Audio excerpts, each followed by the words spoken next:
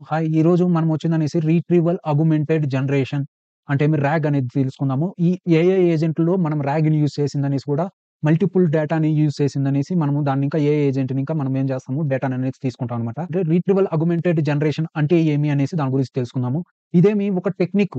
అంటే మనం ఇప్పుడు ఉన్నటువంటి ఏఐ మోడల్‌లో ఈ ర్యాగ్ అనేదేమి ఒక టెక్నిక్ అనమాట. ఈ టెక్నిక్ ద్వారా ఏం చేస్తాంరా అంటే మనము జనరేటివ్ ఏఐ మోడల్స్‌కి ఏం చేస్తాము స్పెసిఫిక్‌గా మనం బాగా ట్రైన్ చేసిందనేసి స్పెసిఫిక్‌గా రిలవెంట్ డేటాని మనం తీసుకుంటామనమాట.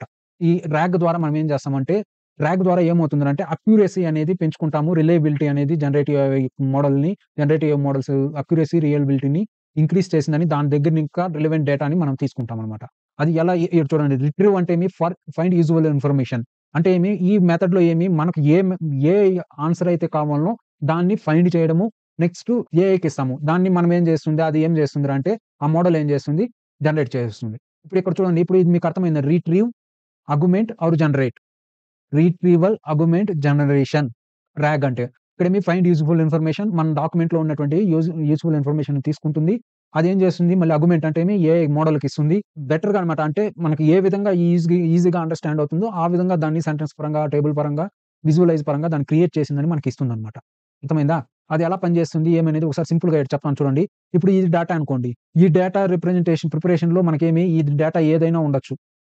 అర్థమవుతుందా? ఈ డేటా ఏమైనా ఉండొచ్చు. మీకు దీంట్లో అర్థం కాకపోవచ్చు. ఇప్పుడు నేను దీంట్లో చూపెడతాను. దీన్ని ఇక్కడ మీకు కనపడుస్తుంది చూసారా? ఈ కనపడిసేది ఈ ఈ ఇప్పుడు మీకు ఇక్కడ ఉన్నటువంటి దీన్నేమంటాము ప్రీ ప్రాసెసింగ్ అంటామనమాట. డేటా అంటే ఇక్కడొచ్చిందని ఈ డేటాలో వచ్చిందనేసి మనకు యూఆర్ఎల్స్ అన్నా ఉండొచ్చు, ఇమేజెస్ అన్నా ఉండొచ్చు, పీడీఎఫ్ అన్నా ఉండొచ్చు, వేరే ఇంకేమైనా డేటాగా ఉండొచ్చు. సో, మనం ఈ డేటాని ఏం చేస్తాంరా అంటే ఫస్ట్ ఏం చేస్తాము డేటా చంక్స్‌లో డివైడ్ చేస్తామనమాట. అంటే డేటా చంక్స్ అంటే ఏమంటే ఇప్పుడు ఒక 100 పేజెస్ ఉందనుకోండి. ఈ 100 పేజెస్‌ని ఇదేం చేస్తుంది డేటా చంక్స్‌లో డివైడ్ చేస్తాం. అంటే 100 పేజెస్‌ని ఓ 1000 పేజెస్‌గా డివైడ్ చేస్తుంది. డివైడ్ చేసిన తర్వాత అదేం చేస్తుంది ఎంబెడ్డింగ్ మోడల్‌కి పంపిస్తుంది.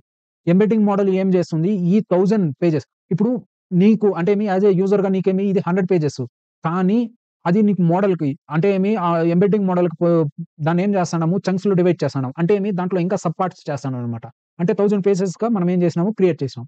ఈ 1000 పేజెస్‌ని మనం ఎంబెడ్డింగ్ మోడల్‌కి పంపించినప్పుడు ఈ ఎంబెడ్డింగ్ మోడల్ ఏం చేస్తుందిరా అంటే ఈ 1000 పేజెస్‌ని ఏం చేస్తుందిరా అంటే వెక్టర్స్ అంటే వెక్టర్ రిప్రజెంటేషన్‌లో అంటే న్యూమరికల్ ఫార్మ్‌లో కన్వర్ట్ చేసిందనేసి ఒక డేటాబేస్‌లో సేవ్ చేసి పెడుతుందన్నమాట. ఇదేమి ప్రీ ప్రాసెసింగ్ అంటాం. ర్యాగ్‌లో వచ్చిందని ఫస్ట్ దీన్ని ప్రీ ప్రాసెసింగ్ అంటారు. మనం ఏదైనా ఒక మనము డాక్యుమెంట్ గాని, ఇమేజ్ గాని ఏదైనా గాని మనం ఇచ్చినప్పుడు అదేం చేస్తుందంటే దాన్ని చూసిందని దాంట్లో ఉన్నటువంటి డేటాని డివైడ్ చేసి పెట్టుకుంటుందన్నమాట. సపోజు టేబుల్ ఒక పీడీఎఫ్ ఉందనుకోండి. పీడీఎఫ్‌లో వచ్చిందని టేబుల్ ఉందనుకోండి. ఆ టేబుల్‌లో ఉన్నటువంటి మెటా డేటాని ఒక చంక్‌గా చేసుకునింది. నెక్స్ట్ ఇమేజ్ అనుకోండి. ఇమేజ్‌లో ఉన్నటువంటి మెటా డేటా అంటే దాని టైటిల్ ఏదో ఉంటుంది గదా! సో, దాన్నేమి ఒక చంకు అనుకోండి. నెక్స్టు దీన్నేం చేస్తుంది దాంట్లో ఉన్నటువంటి డేటాని ఇంకో చంక్‌లో ఏస్తుంది. ఇలా ఈ చంక్స్‌లో డివైడ్ చేసుకొని ఇదేం చేస్తుంది వెక్టర్ ఫార్మ్‌లో వెక్టర్ రిప్రజెంటేషన్‌లో ఇదేం చేస్తుంది కన్వర్ట్ చేస్తుందన్నమాట. ఈ కన్వర్షన్ చేసుకొని ఏం చేస్తుంది వెక్టర్ డేటాబేస్‌లో పెడుతుంది. ఇది ఎంబెడెడ్ మోడల్ పని. ఈ ఎంబెడ్డింగ్ మోడల్ పని అర్థమైంది గదా!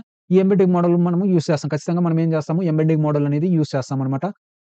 ఇప్పుడు నేను ఏఐ ఏజెంట్ క్రియేట్ చేసిన తర్వాత మీకు అర్థమవుతుంది. దాన్ని ఎలా క్రియేట్ చేయాలా? ఎంబెడ్డింగ్ మోడల్ ఎక్కడ యూజ్ అవుతుంది? నేను ప్రాక్టికల్‌గా చేసి చూపెడతాను. ఇప్పుడు ఇంతకుముందు ఏం చేసినారు? ప్రీ ప్రాసెసింగ్ చేసినారు. ప్రీ ప్రాసెసింగ్‌లో ఏం చూసినారు? ఈ డేటానొచ్చిందనేసి ఏం చేస్తాంది? ఈ డేటానొచ్చిందనేసి చంక్స్‌లో డివైడ్ చేసిందనేసి దీనికి పంపిస్తాంది ఎంబెడ్డింగ్ మోడల్‌కి. ఈ ఎంబెడ్డింగ్ మోడల్ ఏం చేస్తాంది? దీన్ని న్యూమరికల్ వాల్యూలో చేంజ్ చేసిందనేసి ఇక్కడికి వెక్టర్ డేటాబేస్‌కి పంపిస్తాంది. ఓకే. ఇప్పుడు మన దగ్గర ఉన్నటువంటి ఈ ఫైల్ అన్నా అనుకోండి, లేదా ఇమేజ్ అన్నా అనుకోండి. ఇది ఎక్కడుంది ఇప్పుడు? ఈ వెక్టర్ డేటాబేస్‌లో ఉంది. ఈ వెక్టర్ డేటాబేస్‌లో ఇక్కడున్నది. ఇక్కడున్నటువంటి ఈ డేటా ఎలా ఉంది? వెక్టర్ రిప్రజెంటేషన్ అంటే న్యూమరికల్ వాల్యూలో అంటే మిషన్ అంటే ఏఐ మోడల్ ఏ విధంగా అయితే అర్థం చేసుకుంటుందో, ఆ మోడల్‌లో ఆ విధంగా ఉందన్నమాట. అర్థమవుతుందా? అంటే ఇది ఇప్పుడు ఈ ప్రీ ప్రాసెసింగ్‌లో ఏం చేసినాము డాక్యుమెంట్‌ని చంక్స్‌లో డివైడ్ చేసి ఎంబెడెడ్ మోడల్‌కి పంపించి, ఎంబెడెడ్ మోడల్ ఏం చేసింది? దాన్ని వెక్టర్ రిప్రజెంటేషన్‌లో న్యూమరికల్ వాల్యూస్‌లో చేంజ్ చేసి అంటే ఏఐ మోడల్ ఏ విధంగా అయితే అర్థం చేసుకుంటుందో, ఆ విధంగా దాన్ని చేసిందనేసి అదేం చేసింది? ఇక్కడికి పంపించిందన్నమాట. ఇప్పుడు మన డేటా అంతా ఎక్కడుంది? వెక్టర్ డేటాబేస్‌లో ఉంది. ఏ విధంగా ఉంది? వెక్టర్ రిప్రజెంటేషన్‌లో ఉంది. న్యూమరికల్ వాల్యూలో లాగా ఉందన్నమాట. ఇప్పుడు ఇప్పుడు యూజర్ వచ్చిందనేసి ఏదైనా ఒక క్వెషన్ అడిగాడు. ఇప్పుడు ఏదైనా ఒక డాక్యుమెంట్ గురించి ఏమడిగాడు? క్వెషన్ అడిగాడనుకోండి. ఈ క్వెషన్‌కి ఆన్సర్ ఇప్పుడు స్మాల్ ఏఐ ఏజెంట్ అనుకోండి. ఇది ఒక చిన్నది చాట్ ఏజెంట్ అనుకోండి. ఇదేం చేస్తుంది? ఈ క్వెషన్ అడగతానే ఇదేం చేస్తుంది? ఇక్కడికి పంపిస్తుంది ఎంబెడ్డింగ్ మోడల్‌కి. ఈ ఎంబెడ్డింగ్ మోడల్ ఏం చేస్తుంది? ఇది అడిగినటువంటి క్వెరీని ఇప్పుడు యూజర్ ఏ క్వెరీ అయితే అడిగాడో, ఆ క్వెరీని ఏం చేస్తుందంటే, ఇది వెక్టర్ రిప్రజెంటేషన్‌లో మళ్ళీ కన్వర్ట్ చేస్తుంది. వెక్టార్‌లో కన్వర్ట్ చేసిన తర్వాత న్యూమరికల్ వాల్యూలో కన్వర్ట్ చేసిన తర్వాత మళ్ళీ ఏం చేస్తుంది, ఇది ఈ వెక్టార్ డేటాబేస్‌లో ఏ వాల్యూకి సంబంధించింది అని చెక్ చేస్తుంది. ఇంతకుముందు మనం ఆల్రెడీ మన దగ్గర ఉన్నటువంటి డేటాని మొత్తాన్ని ఏం చేసాము, వెక్టర్ డేటాబేస్‌లో చేంజ్ చేసినాం.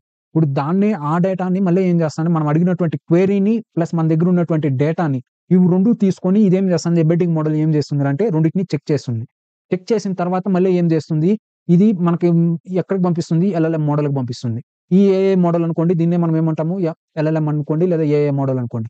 ఈ ఏఐ మోడల్ ఏం చేస్తుంది, ఇప్పుడు ఇక్కడ అర్థమైందా? ఈ ఏఐ మోడల్ ఏం చేస్తుందిరా అంటే, ఇప్పుడు యూజర్ అడిగినటువంటి క్వెషన్‌కి ప్లస్ మన దగ్గర ఉన్నటువంటి డేటా ఈ రెండిటిని చేసిందనేసి ఈ ఏ విధంగా ఆన్సర్ ఇవ్వాలా అనేసి ఇదేం చేస్తుంది, ఇది ఆ ఏఐ మోడల్ దగ్గర ఆల్రెడీ నాలెడ్జ్ ఉంది. ఏ క్వెషన్‌కి ఏ విధంగా మనము ఆన్సర్ ఇవ్వాలా, ఏమి అనేసి దాన్ని ఆ విధంగా ట్రైన్ చేశారన్నమాట ఎల్ఎల్ఎంని. సో, ఈ మోడల్ ఏం చేస్తుందంటే, ఈ డేటాను తీసుకొని దానికి యూజర్‌కి ఏ విధంగా కావాలనో ఆ విధంగా దాన్నేం చేస్తుందంటే కన్వర్ట్ చేసిందనేసి మనకిక్కడ ఈ విధంగా ఏం చేస్తుంది, ఆన్సర్ అనేది ఇస్తుందన్నమాట.